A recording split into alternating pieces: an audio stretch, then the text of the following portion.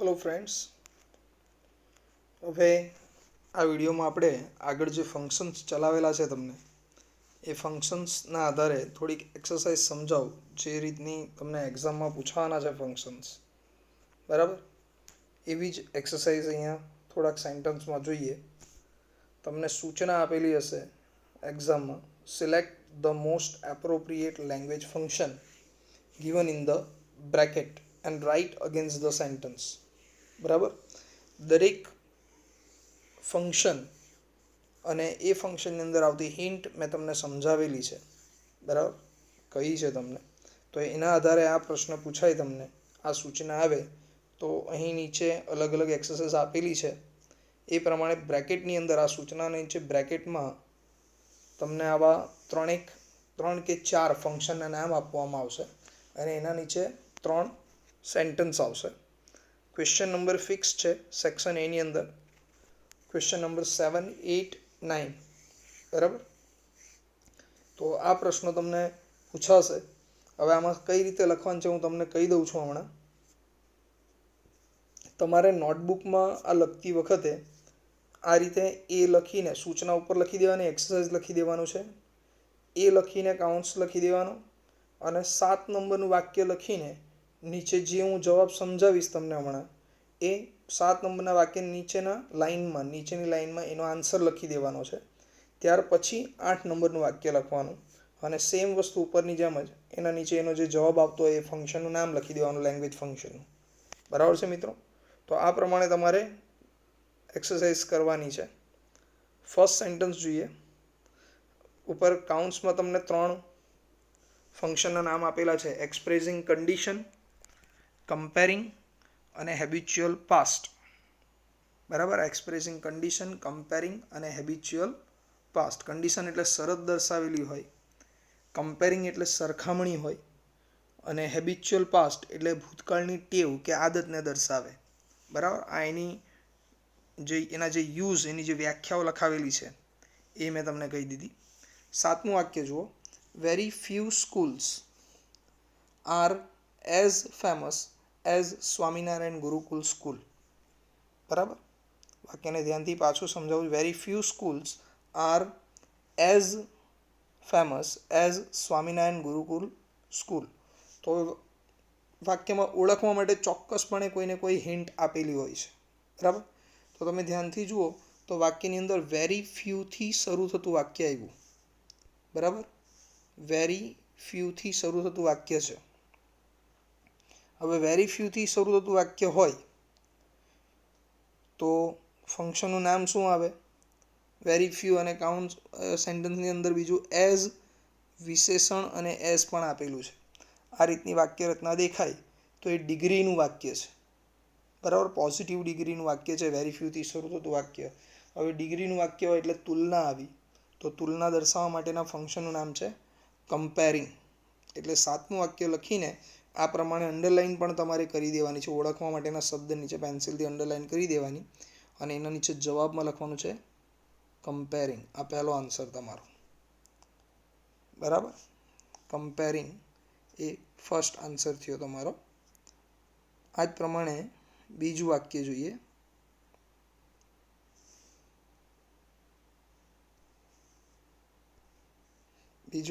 My father used to take me to the fair on his shoulder. મારા પિતા મને ખભા ઉપર બેસાડીને મેળો બતાવવા માટે લઈ જતા હતા. તો વાક્યની અંદર ભૂતકાળની ટેવ કે આદતને દર્શાવવા માટે યુઝડ ટુ અને મૂળ ક્રિયાપદ આપેલું છે. સેન્ટન્સમાં યુઝડ ટુ અને એના પછી મૂળ ક્રિયાપદ આવતું હોય, V1 આવતું હોય, તો આપેલા વાક્યના ફંક્શનનું નામ હોય habitual past, expressing habitual past. તો આ બીજો આન્સર છે તમારો, હેબિચ્યુઅલ પાસ્ટ. આ સેકન્ડ આન્સર છે. બરાબર, બીજાનો જવાબ છે. એ જ પ્રમાણે ત્રીજા વાક્યમાં જુઓ. If Nirmal had met with an accident he would not have attended this seminar. જો નિર્મલને અકસ્માત નડ્યો હોતે તો એ આ સેમિનાર અટેન્ડ કરી શક્યો ન હોતે. જો તો શરતનો ભાવ આવ્યો. બરાબર, અને વાક્યમાં ઓળખવા માટે ઇફ હેડ આપેલું છે, જોઈ શકો તમે. ઇફ હેડ આપેલું છે અને પાછળનું વાક્ય પરફેક્ટ મોડેલ ઓક્ઝિલરીઝનું આપેલું છે. બરાબર. તો આપેલા ફંક્શનનું નામ છે એક્સપ્રેસિંગ કન્ડિશન. આગળ કદાચ લખેલું હોય ઇન પાસ્ટ તો એ લખી દેવાનું છે. નથી લખ્યું તો આપણે લખવાની જરૂર નથી. Expressing condition. તો આ 9મા વાક્યનો જવાબ છે. બરાબર. એકવાર પાછો સમજાવું છું. જે રીતે ઓળખવા માટેની હિન્ટ આપેલી છે. 7મા વાક્યની અંદર વેરી ફ્યુ આપેલું છે. બરાબર. વેરી ફ્યુ એ ડિગ્રીનું વાક્ય દર્શાવે છે. માટે આપેલા સેન્ટેન્સના ફંક્શનનું નામ છે કમ્પેરિંગ. આ 7મો આન્સર છે તમારો. બરાબર. 7મા વાક્યનો આન્સર છે. એ જ પ્રમાણે 8મા વાક્યની અંદર my father used to take me to the fair on his shoulder. વાક્યમાં યુઝડ ટુ અને મૂળ ક્રિયાપદ આપેલું છે. તો યુઝડ ટુ એ ભૂતકાળની ટેવ કે આદત દર્શાવે. તો 8મા વાક્યના ફંક્શનનું નામ છે હેબિચ્યુઅલ પાસ્ટ. બરાબર. 8મું વાક્ય છે. એ જ રીતે 9મા વાક્યમાં ઇફ નિર્મલ હેડ. તો ઇફ અને હેડ આપેલું છે અને પાછળનું વાક્ય પરફેક્ટ મોડેલ ઓક્ઝિલરીઝનું છે. માટે 9મા વાક્યના ફંક્શનનું નામ છે એક્સપ્રેસિંગ કન્ડિશન. આગળ લખેલું હોય ઇન પાસ્ટ તો એ લખી દેવાનું. બરાબર. આ 9મું વાક્ય છે. ઓકે મિત્રો. તો આવી રીતે નંબરિંગ તમારે નથી આપવાના. તમારે 7મા વાક્ય નીચે જવાબ કરીને એરો મારીને નીચે ફંક્શનનું નામ લખી દેવાનું છે. એક્ઝામમાં આ રીતે લખવું પડશે. માટે હમણાં હોમવર્ક લખતી વખતે પણ વિડીયો જોઈને આ પ્રમાણે જ લખતા જજો. ઓકે. નેક્સ્ટ આગળ સમજીએ. બી એક્સરસાઇઝ જુઓ. ફરીથી 3 ફંક્શનના નામ કાઉન્ટ્સમાં લખેલા છે. શોઈંગ કમ્પેરિઝન, એક્સપ્રેસિંગ એડવાઇસ અને શોઈંગ કોન્ટ્રાસ્ટ. શોઈંગ કમ્પેરિઝન એટલે તુલના દર્શાવેલી હોય. એક્સપ્રેસિંગ એડવાઇસ એટલે સલાહ દર્શાવેલી હોય. અને શોઈંગ કોન્ટ્રાસ્ટ એટલે વિરોધ દર્શાવેલો હોય. બરાબર. તો 7મું વાક્ય છે in spite of my warning. મારી વોર્નિંગ હોવા છતાં પણ C tried to drive a car. તેણીએ કાર ચલાવવાનો પ્રયત્ન કર્યો હતો. તો બે ક્રિયાઓ છે. વોર્નિંગ આપેલી હતી કે ચલાવવાની નથી કાર, છતાં પણ એને પ્રયત્ન કર્યો. તો બે ક્રિયાઓ વચ્ચે વિરોધ આપેલો છે અને વિરોધ દર્શાવવા માટે તમે જો એક હિન્ટ આપેલી છે ઇન સ્પાઇટ ઓફ. બરાબર. તમને યાદ કરાવું કે જો સેન્ટેન્સની અંદર but, yet, still, though, although, in spite of, even though, even if, however, બરાબર, આવા શબ્દો આપેલા હોય તો એ બે વાક્યો વચ્ચે કોન્ટ્રાસ્ટ દર્શાવે છે. બરાબર. તો 7મા વાક્યના ફંક્શનનું નામ છે શોઈંગ કોન્ટ્રાસ્ટ. 7મા વાક્યના ફંક્શનનું નામ છે શોઈંગ કોન્ટ્રાસ્ટ. નીચે જવાબમાં એરો મારીને જવાબ લખી દેવાનો છે. 8મું વાક્ય our school is one of the best school in Surat. જો વાક્યમાં ધ્યાનથી જોશો તો શું જોવા મળ્યું? One of the best. વાક્યમાં વન ઓફ ધ આપેલું છે તો એ તુલના દર્શાવે છે. સૌથી શ્રેષ્ઠ સ્કૂલ છે સુરતની બધી સ્કૂલોમાં. બરાબર. તો જ્યારે તુલના દર્શાવેલી હોય તો એ કમ્પેરિઝન કહેવાય. વાક્યમાં એઝ વિશેષણ એઝ એવું આપેલું હોય કે પછી વેરી ફ્યુથી શરૂ થતું વાક્ય હોય કે વાક્યમાં કમ્પેરેટિવ ડિગ્રીનું રૂપ પછી ધેન હોય, ધેન પછી એની અધર કે મેની અધર કે મોસ્ટ અધર આવતું હોય, વન ઓફ ધ આવતું હોય, તો આવા વાક્યો એ ડિગ્રી દર્શાવે છે, તુલના દર્શાવે છે. માટે 8મા વાક્યના ફંક્શનનું નામ છે શોઈંગ કમ્પેરિઝન. 8મા વાક્યના ફંક્શનનું નામ છે શોઈંગ કમ્પેરિઝન. બરાબર. એવી રીતે 9મું વાક્ય જુઓ. You should revise your lesson twice. તમારે તમારા દરેક લેસનને 2 વાર રિવાઇઝ કરવું જોઈએ. તો શુડ રિવાઇઝ આપેલું છે મિત્રો. શુડ રિવાઇઝ આપેલું હોય એટલે કે શુડ, ઓટ ટુ કે હેડ બેટર વાક્યમાં આવતું હોય. શુડ, ઓટ ટુ કે હેડ બેટર વાક્યમાં આવતું હોય અને ત્યાર પછી મૂળ ક્રિયાપદ આપવામાં આવતું હોય તો આપેલા ફંક્શનનું નામ આવશે એક્સપ્રેસિંગ એડવાઇસ. બરાબર. આ 9મું વાક્ય રહેશે. તમારો 9મો આન્સર રહેશે. ઓકે. નેક્સ્ટ સી એક્સરસાઇઝ જોઈએ. આઈ થિંક સો કે તમને બી એક્સરસાઇઝમાં આઈડિયા આવી ગયો છે. એકવાર પાછો કહી દઉં છું. બી એક્સરસાઇઝની અંદર ઇન સ્પાઇટ ઓફ છે, માટે ફંક્શનનું નામ છે શોઈંગ કોન્ટ્રાસ્ટ. બરાબર. આઠમા વાક્યમાં વન ઓફ ધ બેસ્ટ આપેલું છે, તો એ તુલના દર્શાવે છે, માટે ફંક્શનનું નામ છે શોઈંગ કમ્પેરિઝન. અને નવમા વાક્યમાં શુડ પ્લસ V1 આપેલું છે, મૂળ ક્રિયાપદ આપેલું છે, માટે આપેલા વાક્યના ફંક્શનનું નામ છે એક્સપ્રેસિંગ એડવાઇસ. આ નવમો આન્સર છે તમારો. Okay friends. Next C exercise.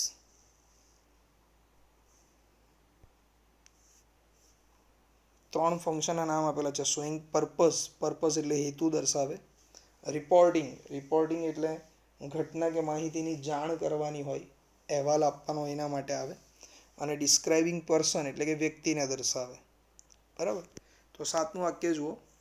Sardar Patel was the man who is known as iron man. Sardar Patel એ વ્યક્તિ હતા કે જેઓ લોખંડી પુરુષ તરીકે ઓળખાય છે, લોહ પુરુષ તરીકે ઓળખાય છે. બરાબર. તો તમે ધ્યાનથી જોશો તો વાક્યની અંદર વ્યક્તિવાચક નાઉન પછી હુ સંયોજક આપેલો છે. હવે જો વાક્યમાં વ્યક્તિવાચક નાઉન પછી હુ, વુમ કે વુઝ, વુમ કે વુઝ સંયોજક આવતો હોય તો આપેલા વાક્યના ફંક્શનનું નામ હોય ડિસ્ક્રાઇબિંગ પર્સન. બરાબર, અથવા ટોકિંગ અબાઉટ પર્સન એમ. તો સાતમા વાક્યના ફંક્શનનું નામ છે ડિસ્ક્રાઇબિંગ પર્સન અથવા ટોકિંગ અબાઉટ પર્સન. આ તમારો જવાબ થયો. ઓળખવા માટેની હિન્ટ મેં તમને કહી દીધી છે કે વ્યક્તિવાચક નાઉન પછી હુ આપેલું જ છે સંયોજક. આઠમું સેન્ટેન્સ જુઓ. Bhavin has joined spoken English class with a view to improving his English. તો ભાવિને સ્પોકન ઇંગ્લિશના ક્લાસ જોઈન કરેલા છે. કયા હેતુથી જોઈન કરેલા છે? તો કે એને અંગ્રેજી એનો સુધારી શકે એ હેતુથી એણે સ્પોકન ઇંગ્લિશના ક્લાસ જોઈન કરેલા છે. તો વાક્યમાં હેતુ આપેલો છે અને ઓળખવા માટે એક હિન્ટ આપેલી છે. કયો શબ્દ આપેલો છે? With a view to. બરાબર. હવે તમને સમજાવેલું છે કે વિથ અ વ્યૂ ટુ પછી હંમેશા આઈએનજી વાળું ક્રિયાપદ આવે, તો એ પણ આપવામાં આવેલું છે અહીંયા ઇમ્પ્રુવિંગ. બરાબર. આ ખાસ ધ્યાન રાખવાનું. જ્યારે વાક્યમાં વિથ અ વ્યૂ ટુ પછી આઈએનજી વાળું ક્રિયાપદ આવતું હોય તો એ હેતુ દર્શાવે, માટે આઠમા વાક્યના ફંક્શનનું નામ છે શોઈંગ પર્પઝ. બરાબર. આ આઠમા વાક્યનો આન્સર છે શોઈંગ પર્પઝ. એવી રીતે નવમું વાક્ય જુઓ. Ritesh told Riya that he would buy a refrigerator the following day. બરાબર. તો બોલનાર અને સાંભળનારની વચ્ચે ટોલ્ડ રિપોર્ટિંગ વર્બ છે અને ધેટ સંયોજક આપેલો છે. બરાબર. ટોલ્ડ, આસ્કડ, ઇન્ફોર્મ્ડ, ડિક્લેર્ડ, બરાબર, એક્સક્લેમ્ડ આવા ક્રિયાપદો આવતા હોય અને ટુ કે ધેટ જેવા સંયોજક આવતા હોય કે WH સંયોજક આવતો હોય, બરાબર, ઇફ કે વેધર જેવા સંયોજક આવતા હોય. જ્યારે અહેવાલની જાણ કરવી છે કે માહિતી આપવી છે ત્યારે એ વાક્યના ફંક્શનનું નામ છે રિપોર્ટિંગ. બરાબર. તમને એક હિન્ટ આપેલું છે કે ઇનડાયરેક્ટ સ્પીચનું વાક્ય દેખાય. આ તમને જોઈ શકો છો. બોલનાર અને સાંભળનાર છે એની વચ્ચે રિપોર્ટિંગ વર્બ છે ટોલ્ડ અને સંયોજક તે ધેટ. તો ઇનડાયરેક્ટ સ્પીચનું વાક્ય આપેલું હોય તો આપેલા ફંક્શનનું નામ થઈ જાય રિપોર્ટિંગ. બરાબર. આ નવમાનો આન્સર. બરાબર. સેન્ટેન્સના નીચે તરત જ આન્સર લખવાના છે ફ્રેન્ડ્સ. એકવાર રિપીટ કરી દઉં છું. સાતમા વાક્યમાં વ્યક્તિવાચક નાઉન ધ મેન પછી હુ સંયોજક છે, માટે ફંક્શનનું નામ છે ડિસ્ક્રાઇબિંગ પર્સન. આઠમા વાક્યની અંદર તમને વિથ અ વ્યૂ ટુ આપેલું છે અને ત્યાર પછી આઈએનજી વાળું ક્રિયાપદ છે. તો વિથ અ વ્યૂ ટુ પછી આઈએનજી વાળું ક્રિયાપદ હોય તો આપેલા ફંક્શનનું નામ છે શોઈંગ પર્પઝ. અને એ જ પ્રમાણે ઇનડાયરેક્ટ સ્પીચનું વાક્ય આપેલું હોય, વાક્યમાં ટોલ્ડ અને ધેટ આપેલું હોય, બરાબર, તો ત્યારે ફંક્શનનું નામ છે રિપોર્ટિંગ. તો નવમા વાક્યના ફંક્શનનું નામ છે રિપોર્ટિંગ. Okay friends. આગળ જોઈએ. ડી એક્સરસાઇઝ જોઈએ.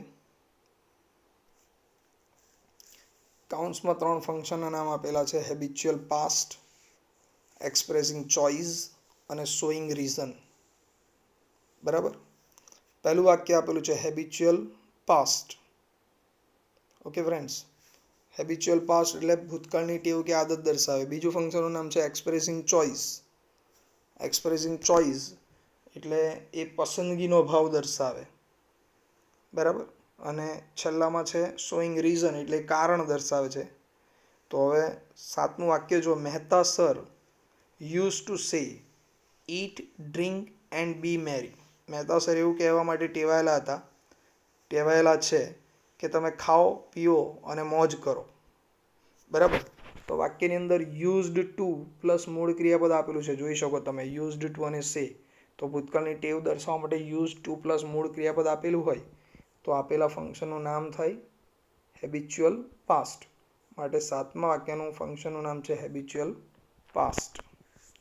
8મું વાક્ય છે, Ami got first class since she worked hard. તો અમીને ફર્સ્ટ ક્લાસ આવેલો હતો કારણ કે એણે સખત મહેનત કરી હતી. તો કારણ દર્શાવવા માટે એક સંયોજક આપેલો છે સિન્સ, અને એના પછી કારણ દર્શક વાક્ય પણ છે. બરાબર. સિન્સ પછી એક કારણ દર્શક વાક્ય છે. તો જ્યારે આ પ્રકારની વાક્ય રચના આપેલી હોય ત્યારે આપેલા ફંક્શનનું નામ છે શોઈંગ રીઝન. બરાબર. 8મા વાક્યના ફંક્શનનું નામ છે શોઈંગ રીઝન. એવી રીતે 9મું વાક્ય છે, I would rather have Kathiyawadi food than Punjabi food. તો હું પંજાબી ફૂડ કરતાં કાઠિયાવાડી ફૂડ ખાવાનું વધારે પસંદ કરીશ. તો પસંદગીનો ભાવ આવ્યો અને વાક્યમાં વુડ રાધર ધેન આપેલું છે.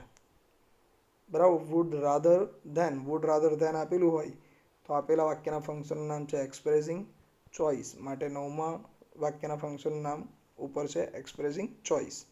એકવાર રિપીટ કરું છું, સમજાવું છું, ધ્યાનથી જોઈ લો. 7મા વાક્યમાં યુઝડ ટુ પ્લસ મૂળ ક્રિયાપદ છે માટે ફંક્શનનું નામ છે એક્સપ્રેસિંગ ચોઇસ. બરાબર. 8મા વાક્યની અંદર સિન્સ ત્યાર પછી કારણ દર્શક વાક્ય આપેલું છે માટે ફંક્શનનું નામ છે શોઈંગ રીઝન. અને 9મા વાક્યમાં વુડ રાધર ધેન આપેલું છે. વુડ રાધર ધેન આપેલું હોય તો ફંક્શનનું નામ છે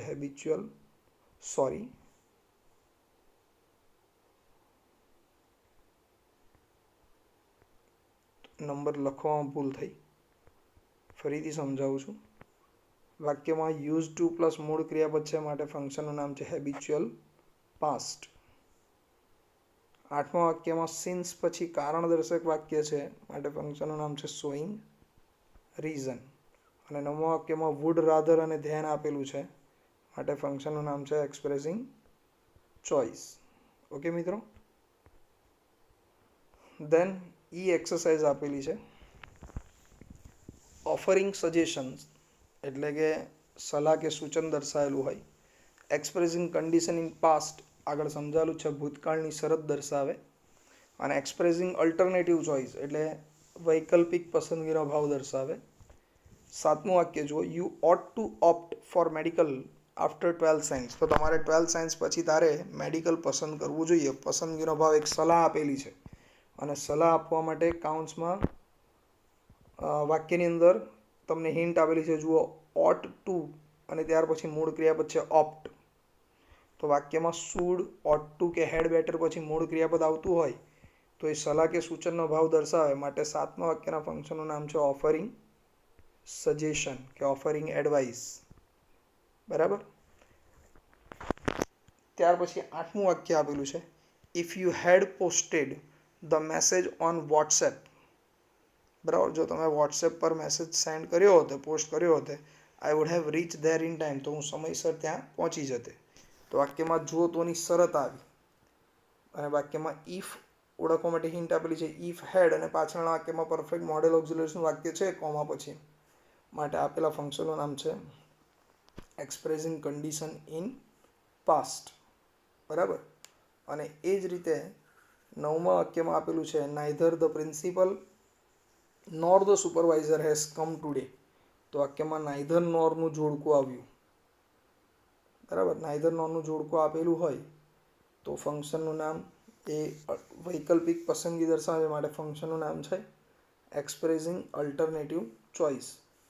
આ 9મું ફંક્શન છે તમારું, એક્સપ્રેસિંગ અલ્ટરનેટિવ ચોઇસ. બરાબર. રિપીટ કરું છું, ધ્યાનથી સમજી લો. ઓટ ટુ પ્લસ મૂળ ક્રિયાપદ હોય તો ઓફરિંગ સજેશન. 8મા વાક્યમાં ઇફ હેડ વાળું આવતું હોય વાક્યની શરૂઆતમાં ઇફ હોય ને પછી હેડ અને V3 હોય, પાછળના વાક્યમાં પરફેક્ટ મોડેલ ઓક્ઝિલરીઝનું વાક્ય હોવું જરૂરી છે, તો ફંક્શનનું નામ છે એક્સપ્રેસિંગ કન્ડિશન ઇન પાસ્ટ. અને વાક્યમાં આઈધર ઓર કે નાઈધર નોરના જોડકા દેખાય તો ફંક્શનનું નામ છે expressing alternative choice. Okay friends, તો આ વિડીયોની અંદર આટલા ફંક્શન સમજાયેલા છે. એ તમારે હોમવર્ક તરીકે લખી દેવાનો છે. જે મેં તમને સૂચના આપી છે કે દરેક સેન્ટન્સ લખવાનો, એના નીચે એનો જવાબ લખવાનો, ત્યાર પછી બીજું વાક્ય લખવાનું છે. બરાબર? તો તમારે આ 5 એક્સરસાઇઝ છે ABCDE, બરાબર, એ હોમવર્ક તરીકે નોટબુકમાં લખી દેવાની છે અને વિડીયોમાં દર્શાવ્યું છે એ પ્રમાણે એની હિન્ટના વાક્યમાં આવતી હિન્ટના નીચે અંડરલાઇન કરવાની અને ત્યાર પછી સેન્ટેન્સ લખી દીધા પછી નીચે એના ફંક્શનનું નામ લખી દેવાનું છે. બરાબર? હજી એક્સરસાઇઝ સમજાવીશ, થોડાક એક્ઝામ્પલ હજી સમજાવીશ, જેથી તમારું એકદમ પરફેક્ટ થઈ જાય, બધા જ ફંક્શનની યોગ્ય તૈયારી થઈ જાય. બરાબર? એ નેક્સ્ટ વિડીયોમાં સમજાવીશ. Okay friends, by.